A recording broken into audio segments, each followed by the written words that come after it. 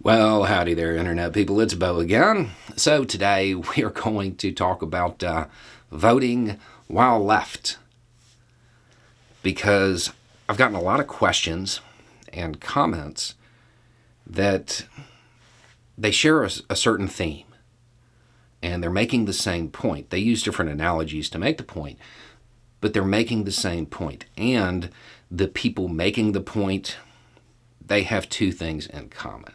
They share two things that are pretty identifiable. The first is that they have my skin tone. The second is that they're leftists.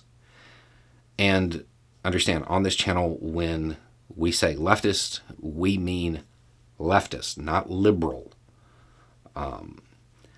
So the point they're making, and the question is, why should I vote? The parties are the same.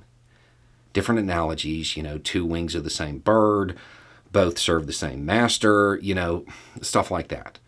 But the general point is the parties are the same. You're saying that because they're the same if you look at them through a leftist economic lens. They're both right-wing.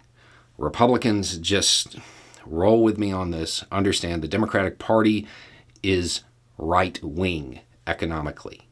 They don't support worker control of the means of production. Okay? So when you look at it through that lens, through that very broad lens, that economic lens, sure, they're the same. And in a lot of other ways, they're the same. They will both advance policies that you're going to see as very harmful as a leftist. They're going to both support over-policing. There's a whole bunch of ways that they're the same. However, because you're saying, tell me why I should vote, you're not philosophically opposed to the electoral process. You just don't see the point, because economically, they're the same. But are they the same in all ways? Are they identical? I'm going to give you a scenario, put you in a story, and there's a question at the end of it. Answering that question will tell you whether or not the parties are the same. You go and you pick up your friend from Pride, and your friend is decked out, representing rainbow shirt, rainbow glasses, headband, everything. And as you're driving back, you decide y'all are going to stop off at a hole in the wall, someplace you've never been before. As you start to walk through the door, you realize, you got to go hit the ATM.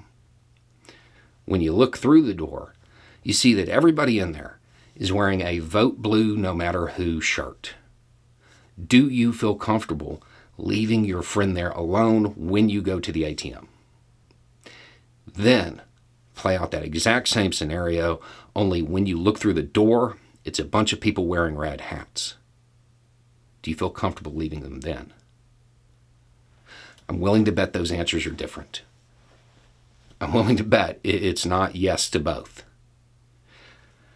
Then replay that scenario with your black friend, with your trans friend, with your friend that's a new arrival to this country.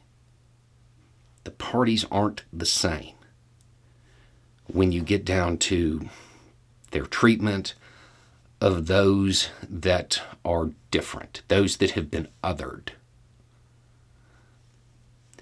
Odds are, if you're a leftist, at some point you looked around the world and you decided to become a leftist. You weren't born one, as much as everybody on the internet likes to pretend, they came out of the womb quoting theory and held all of the right positions.